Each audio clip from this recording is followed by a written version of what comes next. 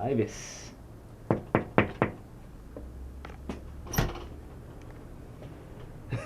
Hey, Ibis Cycles? What's up, Francis? Come on in, What's man. going It's on? good to see you. MTBR Cribs, here we come. Check it out. Here's the digs. Ibis Cycles World Headquarters.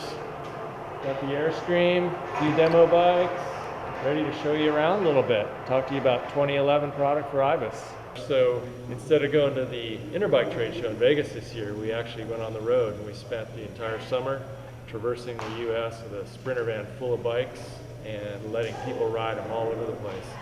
So rather than showing the bikes to a few dealers at Interbike, we get to show them to people all over the country. I think that's a pretty good trade-off. So today we're going to show you around, show you some of the new products, tell you a little bit about the demo trip, and all sorts of stuff like that. All right. Here at Ibis, we actually don't have model years. We just always make the best bike that we can. A lot of times people are asking us, what's new for 2011 or 2012 or whatever?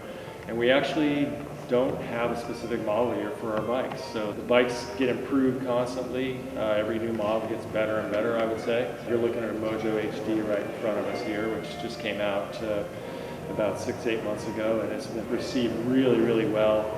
Some of the technologies that are in the Mojo HD are actually trickling into the next models down, and the stuff that we learned in the Mojo SL and the Mojo Carbon, of course, have been incorporated into the Mojo HD.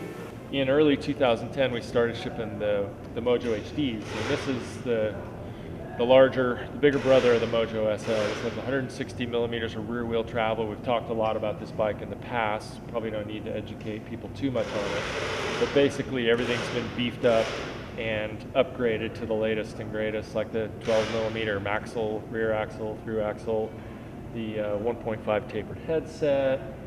We beefed up the lower link and the upper link, the carbon layup. Everything on the HD is just bigger and more bomber. The frame only weighs 6.2 pounds. It's a really light frame. For a frame this bomber, it's phenomenally light.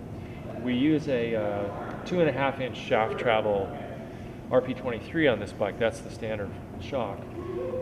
But some people have noticed that there's removable upper shock mounts, and some people have wondered what those are for. Well, now we have your answer. If you look at this, you can see that we have a different looking shock mount than the standard one that's sitting here behind us.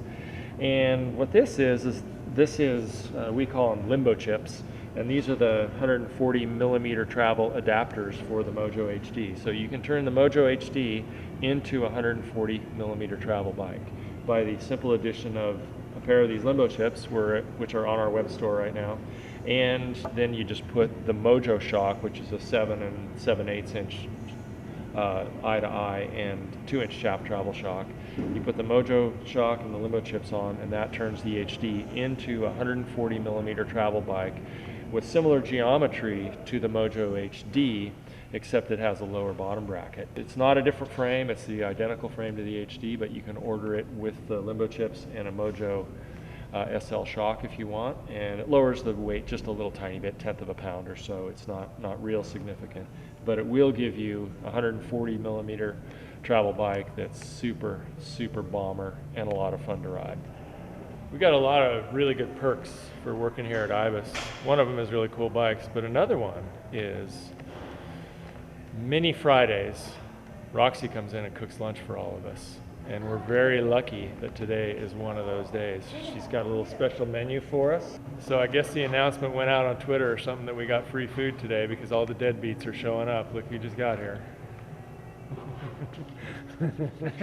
So I want to propose a toast to Roxy.